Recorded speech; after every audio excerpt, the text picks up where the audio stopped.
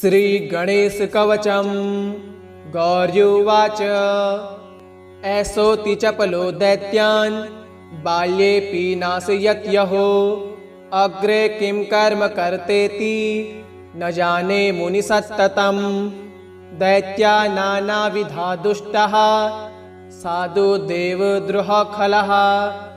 अत्तोषकण्ठे किञ्चित् त्वं रक्षार्थं बद्धुमर्हसि। मुनिरुवाच ध्यायेत् सिंगतं विनायक मुमुं दिग्बाहुमाध्ये युगे। त्रेतायां तु मयूरवाहन मुमुं षड्बाहुकं सिद्धिदम्। द्वापारे तु गजाननं युगभुजं रक्ताङ्गरागं विभुं। त्रिये तु द्विभुजं सीताङ्गरुचिरं सर्वार्थदं सर्वदा। विनायकः शिखां पातु परमात्मा परात्परः। अतिसुन्दरकायस्तु मस्तकं सुमहोत्कटः। ललाटं कश्यपः पातु भ्रूयुगं तु महोदरः। नयने फालचन्द्रस्तु गजाश्चतुष्टपल्लवो। जिह्वां पातु गणक्रीड चिबुकं गिरिजासुतः। वाचं विनायकः पातु दन्तान् रक्षतु दुर्मुखः। श्रवणोपासपाणिस्तु नासिकां चिन्तितार्थदः। गणेशस्तु मुखं कण्ठं पातु देवो गणञ्जयः। स्कन्दो पातु गजस्कन्दः स्तनो विघ्नविनायकः। हृदयं गणनाथस्तु हेरम्बो जठरं महान्। धराधरः पातु पार्श्वो पृष्ठं विघ्नहरः शुभः। लिङ्गं गुह्यं सदा पातु वक्रतुण्डो महाबलः। गणक्रीडो जानुजङ्गे उरु मङ्गलमूर्तिमान्। एकदन्तो महाबुद्धिः पादो गुल्फो सदावतु। क्षिप्रप्रसादनो बाहु पाणि आशा प्रपूरकः। अङ्गुलिश्य नखान् पातु पद्महस्तोरिनाशनः। सर्वाङ्गानि मयूरेशो विश्वव्यापी सदावतु। अनुक्तमपि यत् स्थानं धूमकेतुः सदावतु। आमोदस्वग्रतः पातु प्रमोदः पृष्ठतोऽवतु। प्राच्यां रक्षतु बुद्धिश आग्नेयां सिद्धिदायकः। दक्षिणस्यामुमापुत्रो नैऋत्यां तु गणेश्वर। प्रतीच्यां विघ्नहर्ताव्या दाव्यां गजकर्णकः। कौबेर्यां निधिपः पाया देशान्यामी सनन्दनः। दिवा व्यादेकदन्तस्तु रात्रौ सन्ध्यासु विघ्नहर्त। राक्षसासुरबेताला ग्रहभूतपिशाचतः। पाशाङ्कुशधरः पातु रजः सत्त्वतमः स्मृतिः। ज्ञानं धर्मं च लक्ष्मीश्च लज्जां कीर्तिं तथा कुलं। वपुर्धनं च धान्यं च ग्राहन्दारन् सुखासकिन्। सर्वायुधधरः पौत्रान् मयूरेशोऽवता सदा। कपिलो जाविकं पातु गजासुरान् विकटोऽवतु। भुज्रपत्रे लिखेत् वेदं यः कण्ठे धारयेत् सुधी। न भयं जायते तस्य यक्षरक्षः पिशाचतः। त्रिसन्ध्यं जपते यस्तु वज्रसार तनुर्भवेत्। यात्राकाले पठेदस्तु निर्विघ्नेन फलं लभेत्। युद्धकाले पठेदस्तु विजयं चाप्नुयात् ध्रुवम्। मारणोच्चाटनाकर्ष स्तम्भमोहनकर्मणि। सप्तवारं जपेद्दीना नामेकविंशतिः। ततत्फलं वाप्नोति साधको नात्र संशयः। एकविंशतिवारं च पठित्वा वदिनानीयः। कारागृह गतं सद्यो राज्ञा वध्यं च मोचयेत्। राजदर्शनवेलायां पठेदेतत्त्रिवारतः। स राजनं वशं नीत्वा प्रकृत्यश्च सभां जयेत्। इदं गणेशकवचं कश्यपेन समीरितं मुद्गलाय च तेनाथ माण्डव्याय महर्षये मद्यं स्वप्राह कृपया कवचं सर्वसिद्धिदं नयेनं भक्तिहीनाय देयं श्रद्धावते शुभम् अनेनास्य कृता रक्षा न बाध्यस्य भवेत् क्वचित् राक्षसासुरबेताल दैत्यदानवसम्भवा ऐसोऽति चपलो दैत्यान् बाल्येऽपि नाशयत् यहो अग्रे किं कर्म कर्तेति न जाने मुनिसत्ततं दैत्या नानाविधा दुष्टः साधु देवद्रोहखलः अत्तोषकण्ठे किञ्चित् त्वं रक्षार्थं बद्धुमर्हसि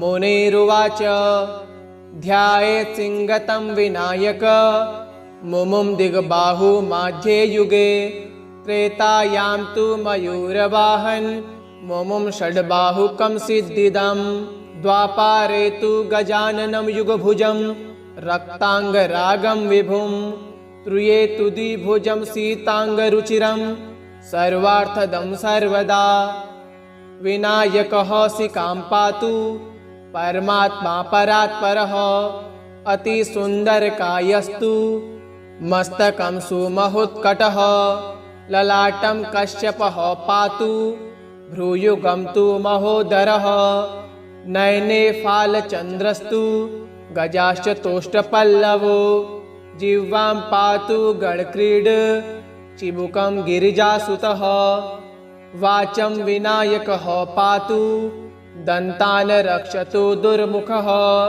श्रवणोपासपाणिस्तु नासिकां चिन्तितार्थदः गणेशस्तु मुखं कण्ठं पातु देवो गणञ्जयः स्कन्दो पातु गजस्कन्दः स्तनो विघ्नविनायकः हृदयं गणनाथस्तु हेरम्बो जठरं महान् धराधरः पातु पार्श्वो पृष्ठं विघ्नहरः शुभः लिङ्गं गुह्यं सदा पातु वक्रतुण्डो महाबलः गणक्रीडो जानुजङ्गे उरु मङ्गलमूर्तिमान् एकदन्तो महाबुद्धिः पादो गुल्फो सदावतु क्षिप्रप्रसादनो बाहु पाणि आसा प्रपूरकः अङ्गुलिश्य नखान् पातु पद्महस्तोरिनासनः सर्वाङ्गानि मयूरेशो विश्वव्यापी सदावतु अनुक्तमपि यत् स्थानं धूमकेतुः सदावतु आमोदस्वग्रतः पातु प्रमोदः पृष्ठतोऽवतु प्राच्यां रक्षतु बुद्धिः आग्नेयां सिद्धिदायकः दक्षिणस्यामुमापुत्रो नैऋत्यां तु गणेश्वर प्रतीच्यां विघ्नहर्ताव्या दाव्यां गजकर्णकः कौबेर्यां निधिपः पाया देशान्यामी सनन्दनः दिवा व्यादेकदन्तस्तु रात्रो सन्ध्यासु विघ्नहर्त राक्षसासुरबेताला ग्रहभूत पिशाचतः पाशाङ्कुशधरः पातु रजः सत्त्वतमः स्मृतिः ज्ञानं धर्मं च लक्ष्मीश्च लज्जां कीर्तिं तथा कुलं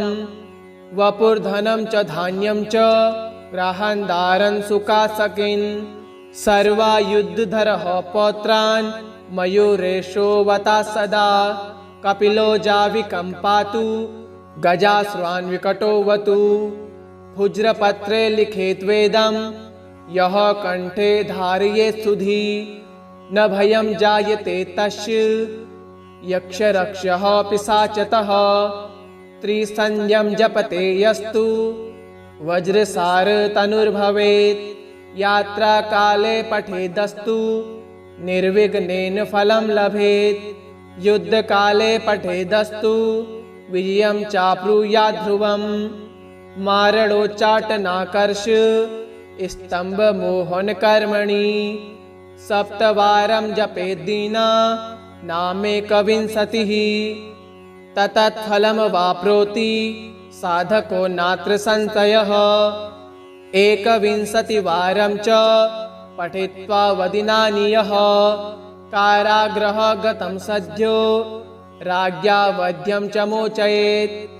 राजदर्शनवेलायां पठेदेतत्त्रिवारतः स राजनं वशं नीत्वा प्रकृत्यश्च सभां जयेत्। इदं गणेशकवचं कश्यपेन समीरितं मुद्गलाय च तेनाथ माण्डव्याय महर्षये। मद्यं स्वप्राह कृपया कवचं सर्वसिद्धिदं नयेनं भक्तिहीनाय देयं श्रद्धावते शुभम्। अनेनास्य कृता रक्षा न बाध्यस्य भवेत् क्वचित्। राक्षसासुरबेताल दैत्यदानवसम्भवा ऐसोऽति चपलो दैत्यान् बाल्येऽपि नाशयत् यहो। अग्रे किं कर्म कर्तेति न जाने मुनिसत्ततं। दैत्या नानाविधा दुष्टः साधु देवद्रोहखलः। अत्तोषकण्ठे किञ्चित् त्वं रक्षार्थं बद्धुमर्हसि। मुनिरुवाच ध्यायेत् सिंगतं विनायक मुमुं दिग्बाहु माध्ये युगे। त्रेतायां तु मयूरवाहन मुमुं षड्बाहुकं सिद्धिदं। द्वापारे तु गजाननं युगभुजं रक्ताङ्गरागं विभुं। त्रिये तु द्विभुजं सीताङ्गरुचिरं सर्वार्थदं सर्वदा। विनायकः शिखां पातु परमात्मा परात्परः। अतिसुन्दरकायस्तु मस्तकं सुमहोत्कटः। ललाटं कश्यपः पातु भ्रूयुगं तु महोदरः। नयने फालचन्द्रस्तु गजाश्च तोष्टपल्लवो। जिह्वां पातु गणक्रीड चिबुकं गिरिजासुतः।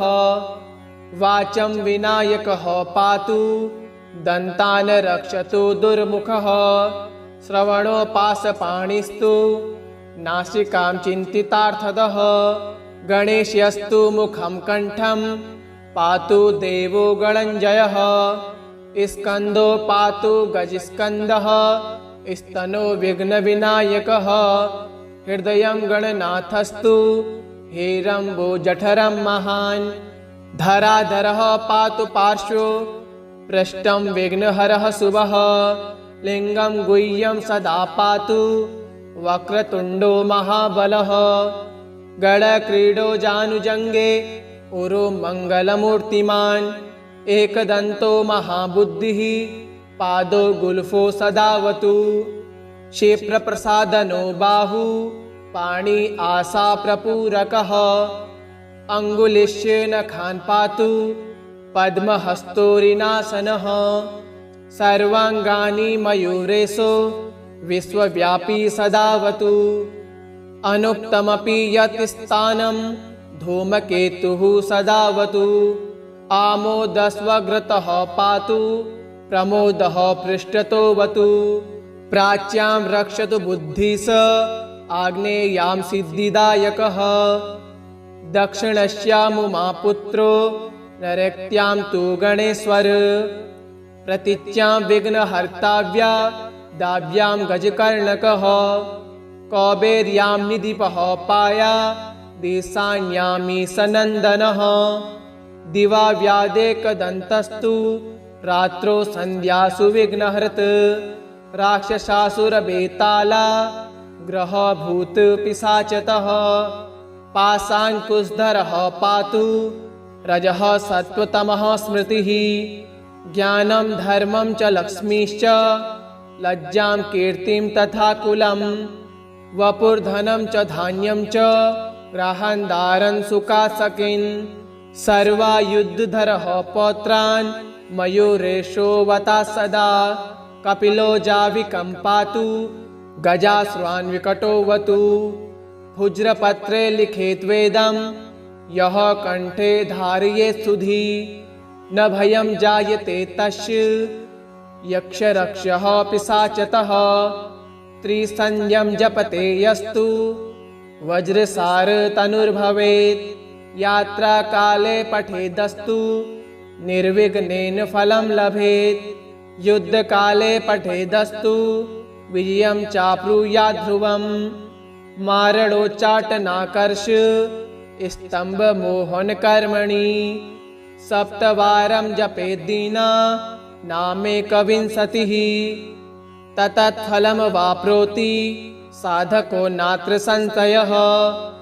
एकविंशतिवारं च पठित्वा वदिनानि यः कारागृह गतं सद्यो राज्ञा वध्यं च मोचयेत्। राजदर्शनवेलायां पठेदेतत्त्रिवारतः स राजनं वशं नीत्वा प्रकृत्यश्च सभां जयेत्। इदं गणेशकवचं कश्यपेन समीरितं मुद्गलाय च तेनाथ माण्डव्याय महर्षये। मद्यं स्वप्राह कृपया कवचं सर्वसिद्धिदं नयेनं भक्तिहीनाय देयं श्रद्धावते शुभम्।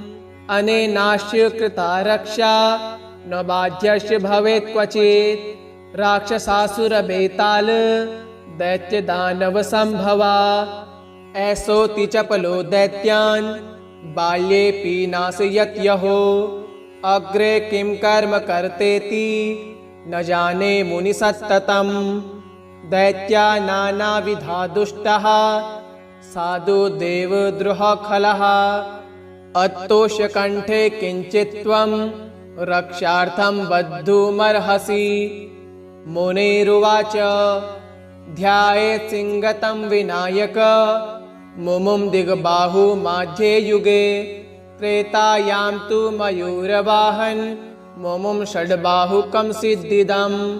द्वापारे तु गजाननं युगभुजं रक्ताङ्गरागं विभुं। त्रिये तु द्विभुजं सीताङ्गरुचिरं सर्वार्थदं सर्वदा। विनायकः शिखां पातु परमात्मा परात्परः। अतिसुन्दरकायस्तु मस्तकं सुमहोत्कटः। ललाटं कश्यपः पातु भ्रूयुगं तु महोदरः। नयने फालचन्द्रस्तु गजाश्च तोष्टपल्लवो। जिह्वां पातु गणक्रीड चिबुकं गिरिजासुतः। वाचं विनायकः पातु दन्तान् रक्षतु दुर्मुखः। श्रवणोपासपाणिस्तु नासिकां चिन्तितार्थदः। गणेशस्तु मुखं कण्ठं पातु देवो गणञ्जयः। स्कन्दो पातु गजस्कन्दः स्तनो विघ्नविनायकः। हृदयं गणनाथस्तु हेरम्बो जठरं महान्। धराधरः पातु पार्श्वो पृष्ठं विघ्नहरः शुभः। लिङ्गं गुह्यं सदा पातु वक्रतुण्डो महाबलः। गणक्रीडो जानुजङ्गे उरो मङ्गलमूर्तिमान्। एकदन्तो महाबुद्धिः पादो गुल्फो सदावतु। क्षिप्रप्रसादनो बाहु पाणि आशा प्रपूरकः। अङ्गुलिश्च नखान् पातु पद्महस्तोरिनासनः। सर्वाङ्गानि मयूरेशो विश्वव्यापी सदावतु। अनुक्तमपि यत् स्थानं धूमकेतुः सदावतु। आमोदस्वग्रतः पातु प्रमोदः पृष्ठतोऽवतु। प्राच्यां रक्षतु बुद्धिः आग्नेयां सिद्धिदायकः। दक्षिणस्यामुमापुत्रो नैऋत्यां तु गणेश्वर। प्रतीच्यां विघ्नहर्ताव्या दाव्यां गजकर्णकः। कौबेर्यां निधिपः पाया देशान्यामी सनन्दनः। दिवा व्यादेकदन्तस्तु रात्रौ सन्ध्यासु विघ्नहर्त। राक्षसासुरबेताला ग्रहभूत पिशाचतः। पाशाङ्कुशधरः पातु रजः सत्त्वतमः स्मृतिः।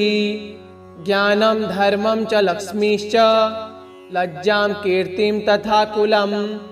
वपुर्धनं च धान्यं च ग्रहन्दारन् सुखासकिन्।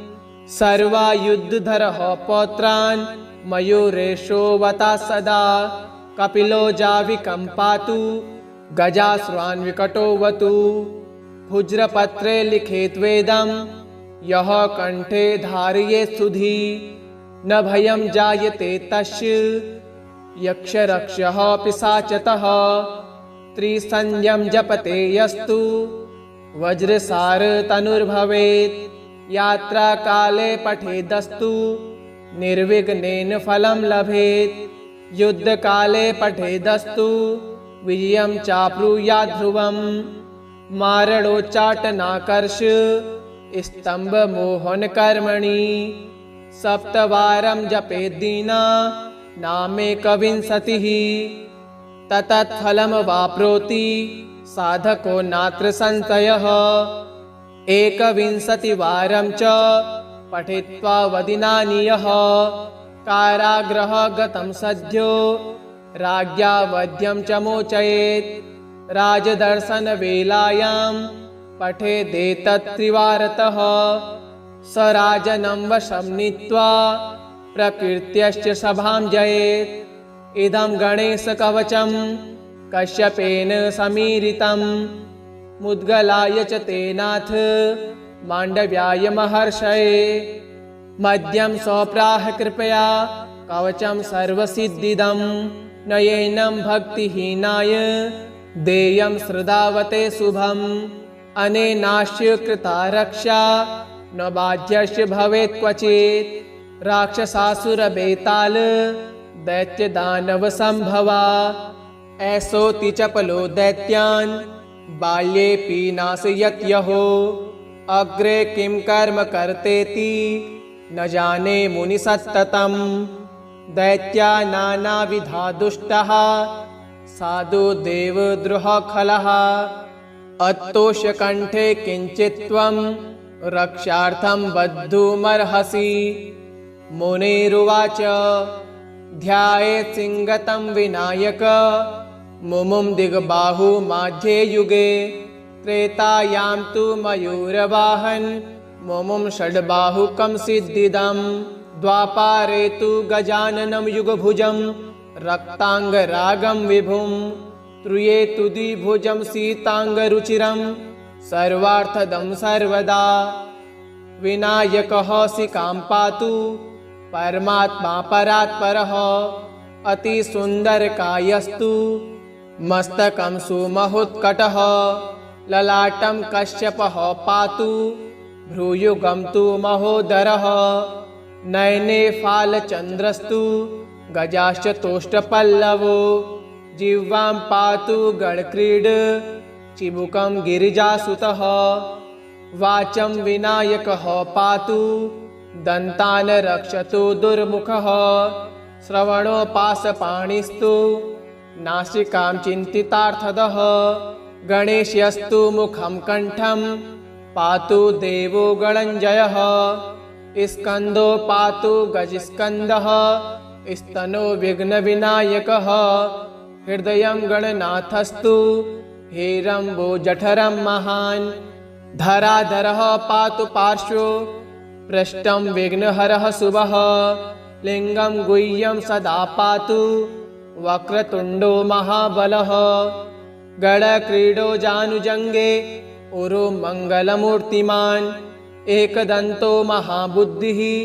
पादो गुल्फो सदावतु क्षिप्रप्रसादनो बाहु पाणि आसा प्रपूरकः अङ्गुलिश्य नखान् पातु पद्महस्तोरिनासनः सर्वाङ्गानि मयूरेशो विश्वव्यापी सदावतु अनुक्तमपि यत् स्थानं धूमकेतुः सदावतु आमोदस्वग्रतः पातु प्रमोदः पृष्ठतोऽवतु प्राच्यां रक्षतु बुद्धिः आग्नेयां सिद्धिदायकः दक्षिणस्यामुमापुत्रो नैऋत्यां तु गणेश्वर प्रतीच्यां विघ्नहर्ताव्या दाव्यां गजकर्णकः कौबेर्यां निधिपः पाया दिशान्यामी सनन्दनः दिवा व्यादेकदन्तस्तु रात्रो सन्ध्यासु विघ्नहृत् राक्षसासुरवेताला ग्रहभूत पिशाचतः पाशाङ्कुशधरः पातु रजः सत्त्वतमः स्मृतिः ज्ञानं धर्मं च लक्ष्मीश्च लज्जां कीर्तिं तथा कुलं वपुर्धनं च धान्यं च ग्राहन्दारन् सुखासकिन् सर्वायुधधरः पौत्रान् मयूरेशो वता सदा कपिलो जाविकं पातु गजास्वान् विकटोऽवतु भुज्रपत्रे लिखेत् वेदं यः कण्ठे धारयेत् सुधी न भयं जायते तस्य यक्षरक्षः पिशाचतः त्रिसन्ध्यं जपते यस्तु वज्रसार तनुर्भवेत् यात्राकाले पठेदस्तु निर्विघ्नेन फलं लभेत् युद्धकाले पठेदस्तु विजयं चाप्नुयात् ध्रुवम् मारणोच्चाटनाकर्ष स्तम्भमोहनकर्मणि सप्तवारं जपेद्दीना नामेकविंशतिः ततत्फलं वाप्नोति साधको नात्र संशयः एकविंशतिवारं च पठित्वा वदिनानीयः कारागृह गतं सद्यो राज्ञा वध्यं च मोचयेत् राजदर्शनवेलायां पठेदेतत्त्रिवारतः स राजनं वशं नीत्वा प्रकृत्यश्च सभां जयेत् इदं गणेशकवचं कश्यपेन समीरितं मुद्गलाय च तेनाथ माण्डव्याय महर्षये मद्यं स्वप्राह कृपया कवचं सर्वसिद्धिदं नयेनं भक्तिहीनाय देयं श्रद्धावते शुभम् अनेनास्य कृता रक्षा न बाध्यस्य भवेत् क्वचित् राक्षसासुरवेताल दैत्यदानवसम्भवा ऐसोऽति चपलो दैत्यान् बाल्येऽपि नाशयत् यहो अग्रे किं कर्म कर्तेति न जाने मुनिसत्ततम् दैत्या नानाविधा दुष्टः साधु देवद्रोहखलः अत्तोषकण्ठे किञ्चित् त्वं रक्षार्थं बद्धुमर्हसि मुनिरुवाच ध्यायेत् सिंगतं विनायक मुमुं दिग्बाहु माध्ये युगे त्रेतायां तु मयूरवाहन मुमुं षड्बाहुकं सिद्धिदं द्वापारे तु गजाननं युगभुजं रक्ताङ्गरागं विभुं त्रुये तु द्विभुजं सीताङ्गरुचिरं सर्वार्थदं सर्वदा विनायकः शिखां पातु परमात्मा परात्परः अतिसुन्दरकायस्तु मस्तकं सुमहोत्कटः ललाटं कश्यपः पातु भ्रूयुगं तु महोदरः नयने फालचन्द्रस्तु गजाश्च तोष्टपल्लवो जिह्वां पातु गणक्रीड चिबुकं गिरिजासुतः वाचं विनायकः पातु दन्तान् रक्षतु दुर्मुखः श्रवणो पाशपाणिस्तु नासिकां चिन्तितार्थदः गणेशस्तु मुखं कण्ठं पातु देवो गणञ्जयः स्कन्दो पातु गजस्कन्दः स्तनो विघ्नविनायकः हृदयं गणनाथस्तु हेरम्बो जठरं महान् धराधरः पातु पार्श्वो पृष्ठं विघ्नहरः शुभः लिङ्गं गुह्यं सदा पातु वक्रतुण्डो महाबलः गणक्रीडो जानुजङ्गे उरु मङ्गलमूर्तिमान् एकदन्तो महाबुद्धिः पादो गुल्फो सदावतु क्षिप्रप्रसादनो बाहु पाणि आसा प्रपूरकः अङ्गुलिश्य नखान् पातु पद्महस्तोरिनासनः सर्वाङ्गानि मयूरेशो विश्वव्यापी सदावतु अनुक्तमपि यत् स्थानं धूमकेतुः सदावतु आमोदस्वग्रतः पातु प्रमोदः पृष्ठतोऽवतु प्राच्यां रक्षतु बुद्धिः आग्नेयां सिद्धिदायकः दक्षिणस्यामुमापुत्रो नैऋत्यां तु गणेश्वर प्रतीच्यां विघ्नहर्ताव्या दाव्यां गजकर्णकः कौबेर्यां निधिपः पाया देशान्यामी सनन्दनः दिवा व्यादेकदन्तस्तु रात्रो सन्ध्यासु विघ्नहर्त राक्षसासुरबेताला ग्रहभूत पिशाचतः पाशाङ्कुशधरः पातु रजः सत्त्वतमः स्मृतिः ज्ञानं धर्मं च लक्ष्मीश्च लज्जां कीर्तिं तथा कुलं वपुर्धनं च धान्यं च ग्राहन्दारन् सुखासकिन् सर्वायुधधरः पौत्रान् मयूरेशो वता सदा कपिलो जाविकं पातु गजास्वान् विकटोऽवतु भुज्रपत्रे लिखेत् वेदं यः कण्ठे धारयेत् सुधी न भयं जायते तस्य यक्षरक्षः पिशाचतः त्रिसन्ध्यं जपते यस्तु वज्रसार तनुर्भवेत् यात्राकाले पठेदस्तु निर्विघ्नेन फलं लभेत् युद्धकाले पठेदस्तु विजयं चाप्नुयात् ध्रुवम् मारणोच्चाटनाकर्ष स्तम्भमोहनकर्मणि सप्तवारं जपेद्दीना नामेकविंशतिः ततत्फलं वाप्नोति साधको नात्र संशयः एकविंशतिवारं च पठित्वा वदिनानीयः कारागृह गतं सद्यो राज्ञा वध्यं च मोचयेत् राजदर्शनवेलायां पठेदेतत्त्रिवारतः स राजनं वशं नीत्वा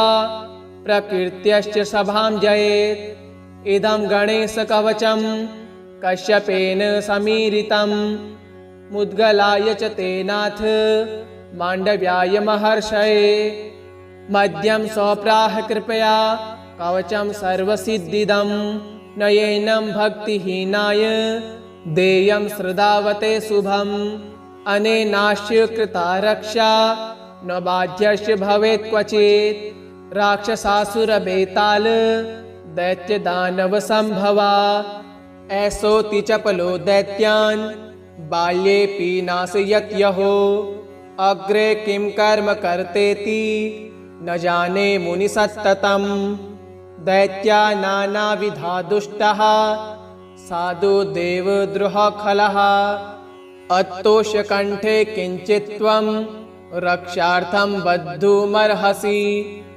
मुनिरुवाच ध्यायेत् सिंगतं विनायक मुमुं दिग्बाहु माध्ये युगे त्रेतायां तु मयूरवाहन मुमुं षड्बाहुकं सिद्धिदं द्वापारे तु गजाननं युगभुजं रक्ताङ्गरागं विभुं त्रुये तु द्विभुजं सीताङ्गरुचिरं सर्वार्थदं सर्वदा विनायकः शिखां पातु परमात्मा परात्परः अतिसुन्दरकायस्तु मस्तकं सुमहोत्कटः ललाटं कश्यपः पातु भ्रूयुगं तु महोदरः नयने फालचन्द्रस्तु गजाश्च तोष्टपल्लवो जिह्वां पातु गणक्रीड चिबुकं गिरिजासुतः वाचं विनायकः पातु दन्तान् रक्षतु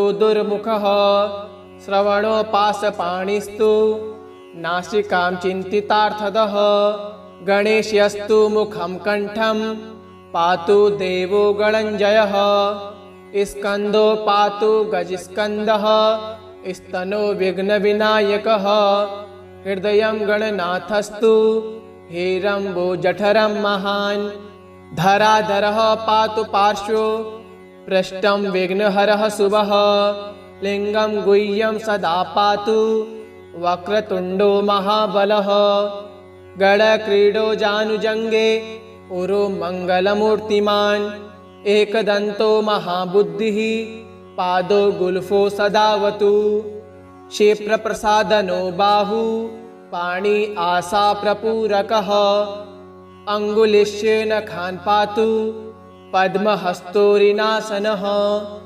सर्वाङ्गानि मयूरेशो विश्वव्यापी सदावतु अनुक्तमपि यत् स्थानं धूमकेतुः सदावतु आमोदस्वग्रतः पातु प्रमोदः पृष्ठतोऽवतु प्राच्यां रक्षतु बुद्धिः आग्नेयां सिद्धिदायकः दक्षिणस्यामुमापुत्रो नैऋत्यां तु गणेश्वर प्रतीच्यां विघ्नहर्ताव्या दाव्यां गजकर्णकः कौबेर्यां निधिपः पाया देशान्यामी सनन्दनः दिवा व्यादेकदन्तस्तु रात्रौ सन्ध्यासु विघ्नहर्त राक्षसासुरबेताला ग्रहभूत पिशाचतः पाशाङ्कुशधरः पातु रजः सत्त्वतमः स्मृतिः ज्ञानं धर्मं च लक्ष्मीश्च लज्जां कीर्तिं तथा कुलं वपुर्धनं च धान्यं च ग्रहान्दारन् सुखासकिन् सर्वायुधधरः पौत्रान् मयूरेशोऽवता सदा कपिलो जाविकं पातु गजाश्वान् विकटोऽवतु भुज्रपत्रे लिखेत् वेदं यः कण्ठे धारयेत् सुधी न भयं जायते तस्य यक्षरक्षः पिशाचतः त्रिसन्ध्यं जपते यस्तु वज्रसार तनुर्भवेत् यात्राकाले पठेदस्तु निर्विघ्नेन फलं लभेत् युद्धकाले पठेदस्तु विजयं चाप्नुयात् ध्रुवम् मारणोच्चाटनाकर्ष स्तम्भमोहनकर्मणि सप्तवारं जपेद्दीना नामेकविंशतिः ततत्फलमवाप्नोति साधको नात्र संशयः एकविंशतिवारं च पठित्वा वदिनानीयः कारागृह गतं सद्यो राज्ञा वध्यं च मोचयेत् राजदर्शनवेलायां पठेदेतत्त्रिवारतः स राजनं वशं नीत्वा प्रकृत्यश्च सभां जयेत् इदं गणेशकवचं कश्यपेन समीरितं मुद्गलाय च तेनाथ माण्डव्याय महर्षये मध्यं स्वप्राह कृपया कवचं सर्वसिद्धिदं नयेनं भक्तिहीनाय देयं श्रद्धावते शुभम् अनेनास्य कृता रक्षा न बाध्यस्य भवेत् क्वचित् राक्षसासुरबेताल दैत्यदानवसम्भवा ऐसोऽति चपलो दैत्यान् बाल्येऽपि नाशयत् यहो अग्रे किं कर्म कर्तेति न जाने मुनिसत्ततं दैत्या नानाविधा दुष्टः साधु देवद्रोहखलः अत्तोषकण्ठे किञ्चित् त्वं रक्षार्थं बद्धुमर्हसि मुनिरुवाच ध्यायेत् सिंगतं विनायक मुमुं दिग्बाहु माध्ये युगे त्रेतायां तु मयूरवाहन मुमुं षड्बाहुकं सिद्धिदं द्वापारे तु गजाननं युगभुजं रक्ताङ्गरागं विभुं त्रुये तु द्विभुजं सीताङ्गरुचिरं सर्वार्थदं सर्वदा विनायकः शिखां पातु परमात्मा परात्परः अतिसुन्दरकायस्तु मस्तकं सुमहोत्कटः ललाटं कश्यपः पातु भ्रूयुगं तु महोदरः नयने फालचन्द्रस्तु गजाश्च तोष्टपल्लवो जिह्वां पातु गणक्रीड चिबुकं गिरिजासुतः वाचं विनायकः पातु दन्तान् रक्षतु दुर्मुखः श्रवणोपासपाणिस्तु नासिकां चिन्तितार्थदः गणेशस्तु मुखं कण्ठं पातु देवो गणञ्जयः स्कन्दो पातु गजस्कन्दः स्तनो विघ्नविनायकः हृदयं गणनाथस्तु हेरम्बो जठरं महान् धराधरः पातु पार्श्वो पृष्ठं विघ्नहरः शुभः लिङ्गं गुह्यं सदा पातु वक्रतुण्डो महाबलः गडक्रीडो जानुजङ्गे उरो मङ्गलमूर्तिमान् एकदन्तो महाबुद्धिः पादो गुल्फो सदावतु क्षिप्रप्रसादनो बाहु पाणि आसा प्रपूरकः अङ्गुलिश्य नखान् पातु पद्महस्तोरिनासनः सर्वाङ्गानि मयूरेशो विश्वव्यापी सदावतु अनुक्तमपि यत् स्थानं धूमकेतुः सदावतु आमोदस्वग्रतः पातु प्रमोदः पृष्ठतोऽवतु प्राच्यां रक्षतु बुद्धिः आग्नेयां सिद्धिदायकः दक्षिणस्यामुमापुत्रो नैऋत्यां तु गणेश्वर प्रतीच्यां विघ्नहर्ताव्या दाव्यां गजकर्णकः कौबेर्यां निधिपः पाया देशान्यामी सनन्दनः दिवा व्यादेकदन्तस्तु रात्रौ सन्ध्यासु विघ्नहर्त राक्षसासुरबेताला ग्रहभूत पिशाचतः पाषाणकुशधरः पातु रजः सत्त्वतमः स्मृतिः ज्ञानं धर्मं च लक्ष्मीश्च लज्जां कीर्तिं तथा कुलं वपुर्धनं च धान्यं च ग्रहान्दारं सुखासकिन् सर्वायुधधरः पौत्रान् मयूरेशोऽवता सदा कपिलो जाविकं पातु गजाश्वान्विकटोऽवतु भुज्रपत्रे लिखेद्वेदं यः कण्ठे धारयेत् सुधी न भयं जायते तस्य यक्षरक्षः पिशाचतः त्रिसन्ध्यं जपते यस्तु वज्रसार तनुर्भवेत् यात्राकाले पठेदस्तु निर्विघ्नेन फलं लभेत् युद्धकाले पठेदस्तु विजयं चाप्नुयात् ध्रुवम् मारणोच्चाटनाकर्ष स्तम्भमोहनकर्मणि सप्तवारं जपेद्दीना नामेकविंशतिः ततत्फलमवाप्नोति साधको नात्र संशयः एकविंशतिवारं च पठित्वा वदिनानि यः कारागृह गतं सद्यो राज्ञा वध्यं च मोचयेत् राजदर्शनवेलायां पठेदेतत्त्रिवारतः स राजनं वशं नीत्वा प्रकृत्यश्च सभां जयेत् इदं गणेशकवचं कश्यपेन समीरितं मुद्गलाय च तेनाथ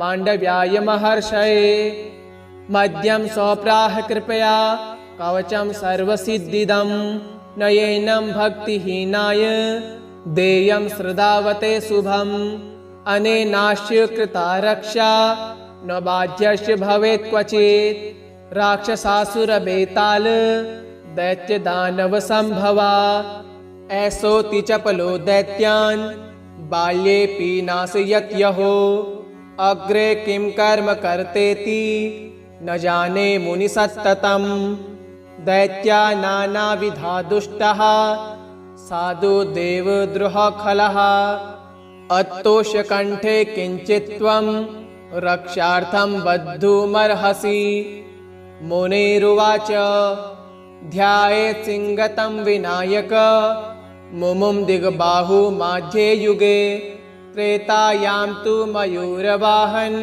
मुमुं षड्बाहुकं सिद्धिदं द्वापारे तु गजाननं युगभुजं रक्ताङ्गरागं विभुं त्रुये तु द्विभुजं सीताङ्गरुचिरं सर्वार्थदं सर्वदा विनायकः शिखां पातु परमात्मा परात्परः अतिसुन्दरकायस्तु मस्तकं सुमहोत्कटः ललाटं कश्यपः पातु भ्रूयुगं तु महोदरः नयने फालचन्द्रस्तु गजाश्च तोष्टपल्लवो जिह्वां पातु गणक्रीड चिबुकं गिरिजासुतः वाचं विनायकः पातु दन्तान् रक्षतु दुर्मुखः श्रवणोपासपाणिस्तु नासिकां चिन्तितार्थदः गणेशस्तु मुखं कण्ठं पातु देवो गणञ्जयः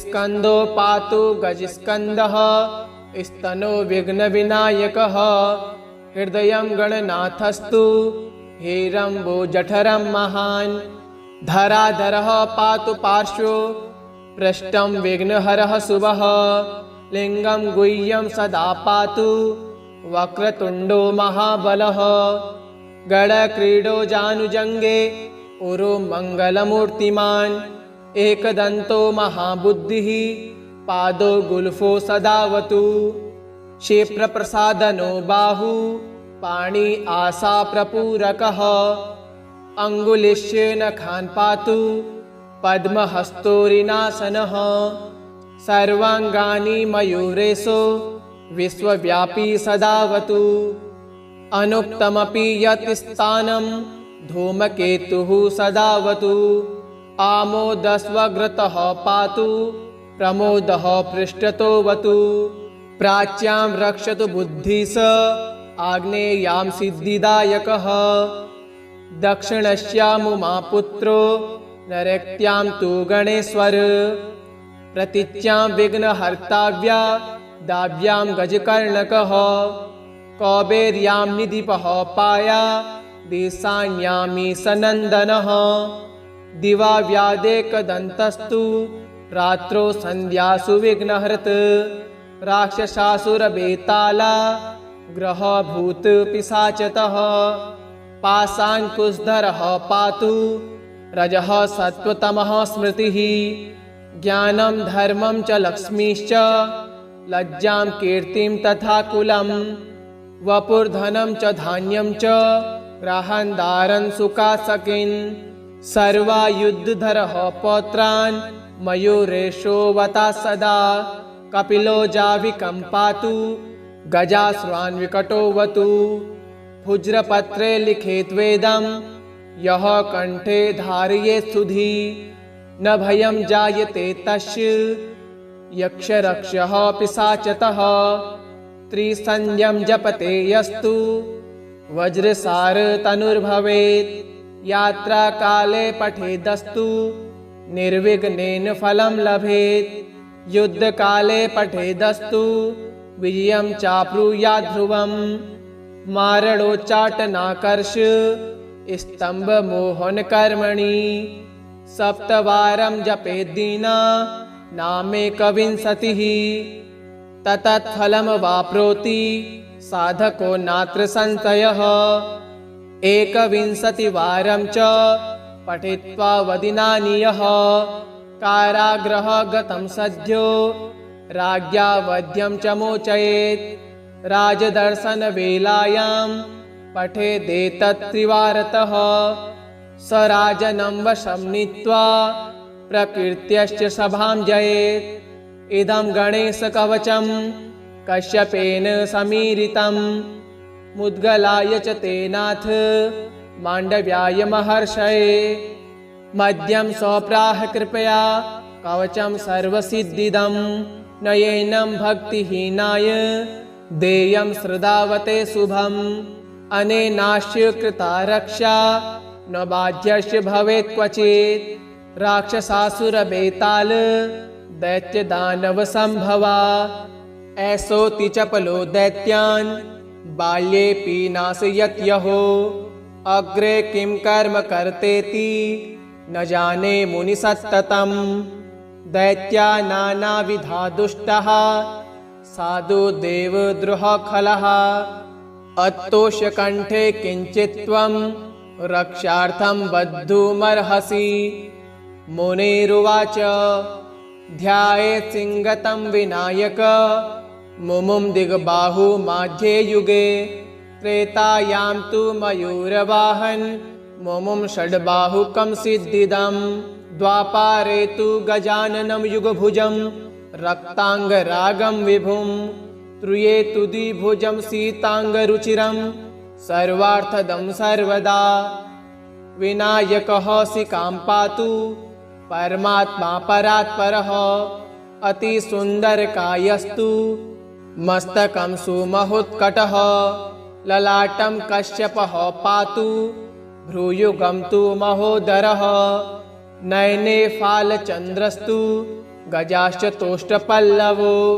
जिह्वां पातु गणक्रीड चिबुकं गिरिजासुतः वाचं विनायकः पातु दन्तान् रक्षतु दुर्मुखः श्रवणोपासपाणिस्तु नासिकां चिन्तितार्थदः गणेशस्तु मुखं कण्ठं पातु देवो गणञ्जयः स्कन्दो पातु गजस्कन्दः स्तनो विघ्नविनायकः हृदयं गणनाथस्तु हेरम्बो जठरं महान् धराधरः पातु पार्श्वो पृष्ठं विघ्नहरः शुभः लिङ्गं गुह्यं सदा पातु वक्रतुण्डो महाबलः गणक्रीडो जानुजङ्गे उरो मङ्गलमूर्तिमान् एकदन्तो महाबुद्धिः पादो गुल्फो सदावतु क्षिप्रप्रसादनो बाहु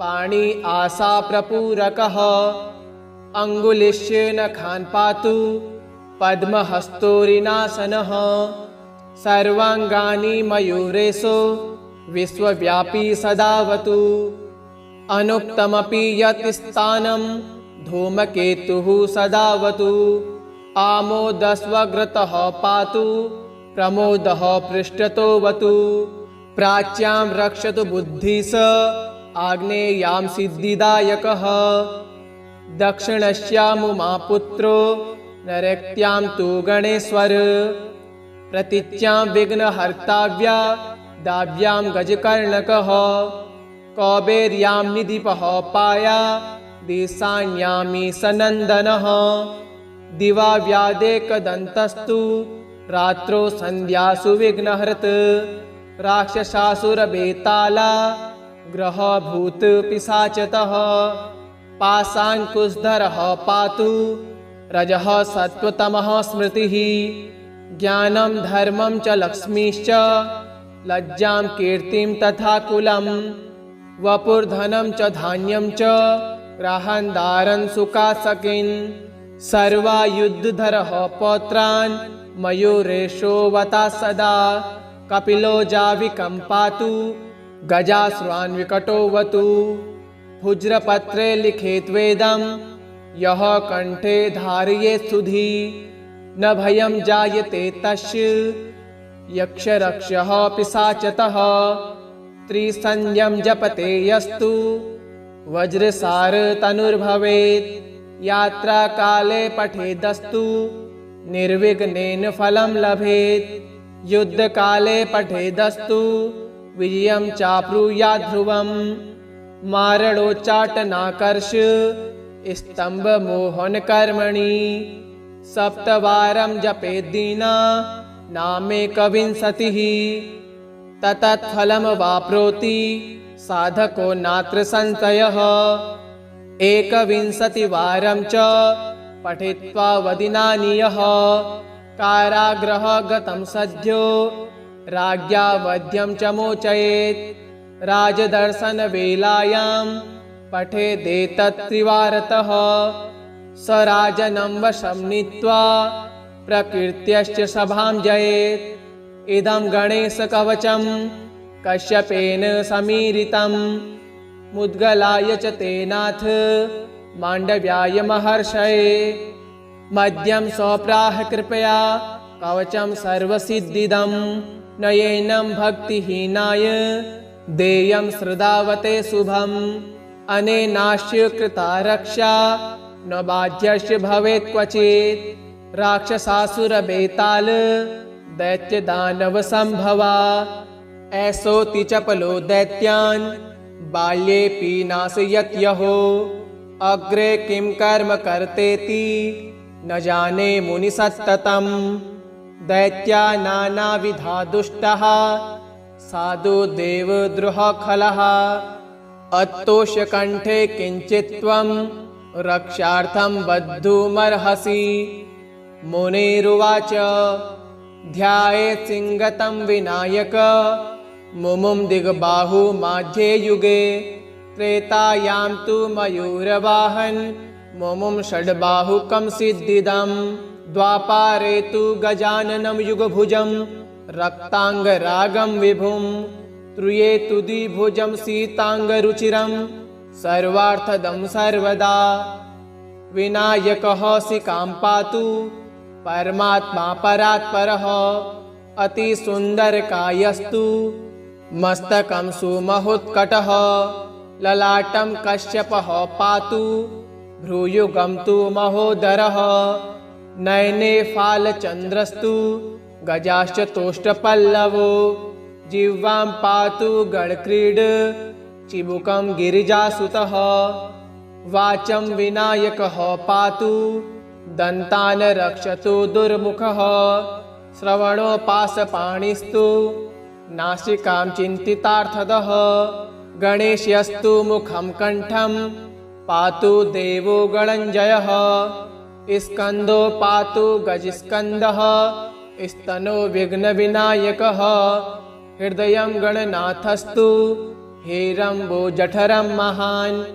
धराधरः पातु पार्श्वो पृष्ठं विघ्नहरः शुभः लिङ्गं गुह्यं सदा पातु वक्रतुण्डो महाबलः गणक्रीडो जानुजङ्गे उरु मङ्गलमूर्तिमान् एकदन्तो महाबुद्धिः पादो गुल्फो सदावतु क्षिप्रप्रसादनो बाहु पाणि आसा प्रपूरकः अङ्गुलिश्य नखान् पातु पद्महस्तोरिनासनः सर्वाङ्गानि मयूरेशो विश्वव्यापी सदावतु अनुक्तमपि यत् स्थानं धूमकेतुः सदावतु आमोदस्वग्रतः पातु प्रमोदः पृष्ठतोऽवतु प्राच्यां रक्षतु बुद्धिः स आग्नेयां सिद्धिदायकः दक्षिणस्यामुमापुत्रो नैऋत्यां तु गणेश्वर प्रतीच्यां विघ्नहर्ताव्या दाव्यां गजकर्णकः कौबेर्यां निधिपः पाया दिशान्यामी सनन्दनः दिवा व्यादेकदन्तस्तु रात्रो सन्ध्यासु विघ्नहर्त राक्षसासुरबेताला ग्रहभूत पिशाचतः पाशाङ्कुशधरः पातु रजः सत्त्वतमः स्मृतिः ज्ञानं धर्मं च लक्ष्मीश्च लज्जां कीर्तिं तथा कुलं वपुर्धनं च धान्यं च ग्रहन्दारन् सुखासकिन् सर्वायुधधरः पौत्रान् मयूरेशोऽवता सदा कपिलो जाविकं पातु गजाश्वान् विकटोऽवतु भुज्रपत्रे लिखेत् वेदं यः कण्ठे धारयेत् सुधी